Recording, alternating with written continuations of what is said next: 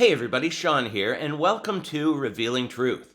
There's a lot of confusion over John 15 when taken out of context, and some use this passage to prove that we can lose our salvation. They read John 15:6 that says, "If a man abide not in me, he is cast forth as a branch and is withered, and men gather them and cast them into the fire, and they are burned." Seems pretty clear. If you don't abide in Christ, then you are cast out into the fire. And this is why it's so important to read things in context. If we look at the whole passage, we'll notice a common theme: fruit. And some have even twisted this to mean if we don't bear enough fruit, we'll lose our salvation. And that's just sad. Placing a burden on a saved brother or sister that they could lose their eternal salvation if not enough fruit is being produced. That creates a works-based salvation maintenance program that would have you in a panic all the time, wondering if you'd done enough good works to stay saved. So let's break this down today, verse by verse, to understand it better. I am the true vine, meaning Jesus, and my Father is the vine dresser. Every branch in me that does not bear fruit, he takes away, and every branch that bears fruit, he prunes, that it may bear more fruit. We are the branches. Now, I used to believe, as others do, that the branches that don't bear fruit are untrue Christians, ones that are Christian in name only, but not really born again. And there's many in the church today, unfortunately. But I no longer agree with that because of the next verse. You are already clean because of the word which I have spoken to you.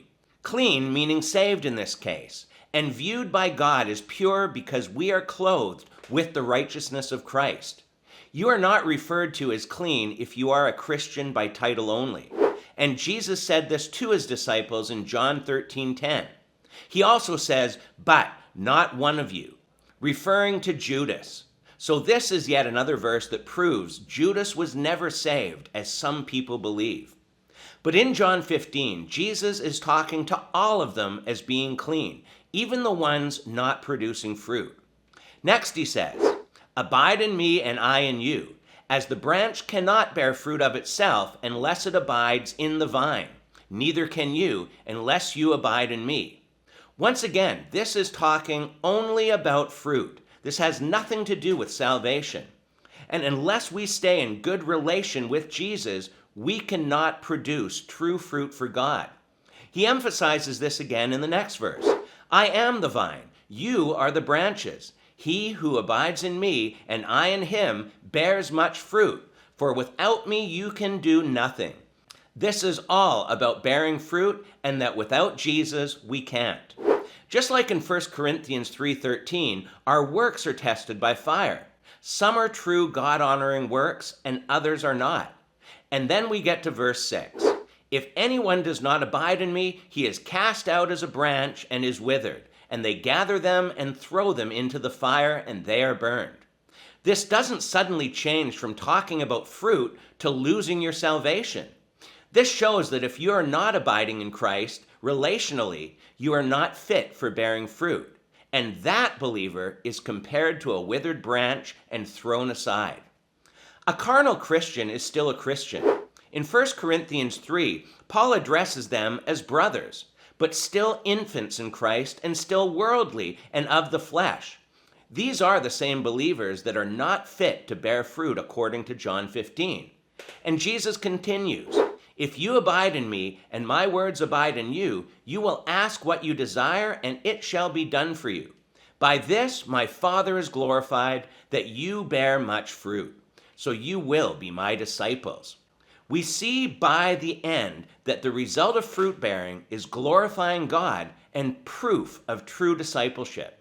In Matthew 5:16, the same result is shown with letting our light shine for God. This whole passage is about fruit and discipleship, not salvation. Remember what Jesus said in John 6:37. All that the Father gives me will come to me, and whoever comes to me, I will never cast out. He will never cast us out, but a believer can be disapproved in regards to discipleship. So this relates to fruit and even potential rewards in heaven. Paul says in 1 Corinthians 9, Know ye not that they which run in a race run all, but one receiveth the prize? So run, that ye may obtain. And every man that striveth for the mastery is temperate in all things. Now they do it to obtain a corruptible crown, but we an incorruptible. I therefore so run, not as uncertainly, so fight I, not as one that beateth the air, but I keep under my body and bring it into subjection, lest that by any means, when I have preached to others, I myself should be a castaway. Once again, a castaway in this case is regards to works or fruit and getting reward, not salvation. So for those that have looked at this passage to mean that we can lose our salvation, I hope this has shed a bit of truth on understanding this in context. So please, leave your comments below, and until next time, take care and God bless.